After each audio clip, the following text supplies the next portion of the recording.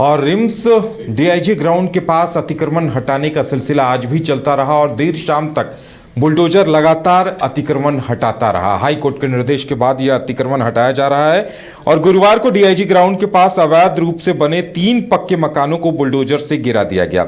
जिला प्रशासन की टीम ने यह अभियान सुबह 9 बजे से शाम 5 बजे तक चलाया। 3 बुलडोजर और 2 दर्जन से ज्यादा मजदूर लगाए गए थे। इसके अलावा कार्यपालक दंडाधिकारी असीम बाड़ा ने बताया कि 95% इलाका अब अतिक्रमण मुक्त कर दिया गया है। हमारे साथ मदन है। मदन, देखिए, लोगों को उम्मीद थी कि कोर्ट से कोई राहत मिलेगी, कोई स्टे ऑर्डर आएगा, लेकिन ऐसा कुछ नहीं हुआ। और देखिए, अब कोर्ट का भी निर्देश था कि जल्दी जल्दी इस काम को पूरा किया जाए। तो अब जो जानकारी सामने आ रही है कि धड़ाधड़ कई मकानों को गिरा दिया गया है और अब सिर्फ 5% अतिक्रमण बचा हुआ है, ये वहां के दंडाधिकारी का कहना है। नहीं, देखिए, अभी तक जो है सैकड़ों घर जो हैं ज़रूर तोड़े गए हैं, बड़ी बड़ी इमारतें भी तोड़े गए, लेकिन अब जो 2 मुख्य इमारत हैं उसको तोड़ने की प्रक्रिया जो है लगातार जारी है।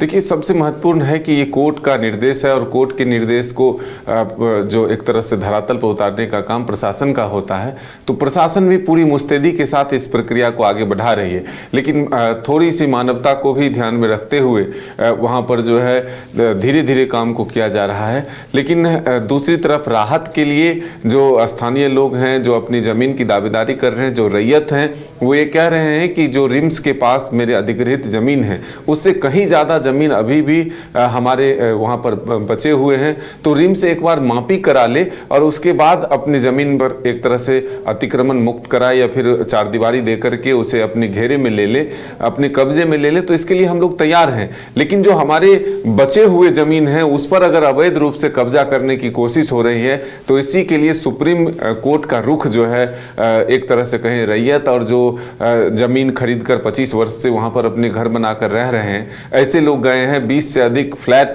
के जो ऑनर्स हैं वो भी सुप्रीम कोर्ट का रुख किए हैं। तो अब देखना होगा कि क्या सुप्रीम कोर्ट से राहत से पहले ही ये बिल्डिंग जो है तोड़ दिए जाते हैं या फिर एक बड़ी राहत मिलती है। इस पर निगाहें जरूर टिकी है। लेकिन आप देखिए कि कल देर शाम निशा भगत, जो कि आदिवासी समाज के एक नेत्री हैं, वो पहुंची थी और फिर पुलिस से उनकी थोड़ी नोकझोंक भी हुई। सीओ जो अधिकारी के तौर पर थे, जो मजिस्ट्रेट थे, उनसे कागजात की मांग कर रहे थे कि आपको ऑर्डर क्या मिला है, हमें वो दिखाएं। और जो स्थानीय लोग हैं जिनके घर टूट रहे हैं, उनके साथ पुलिस के साथ जो है नोकझोंक के बाद उनको कई घंटों तक सदर थाने में रखा गया था। देर रात उन्हें वहाँ से छोड़ा गया। लेकिन ये जरूर है कि एक सियासत जो है दूर से जरूर हो रहा है। आदिवासी समाज के जो और भी कई लोग हैं, अजय तिर्की जैसे लोग, वो ये दूर से कहते हैं कि नहीं, जो रैयत हैं उनका बार बार कॉल आ रहा है कि जमीन जो हमारे बचे हुए हैं उसको बचाने के लिए समाज के लोग भी सामने आए। लेकिन कोर्ट के निर्देश होने की वजह से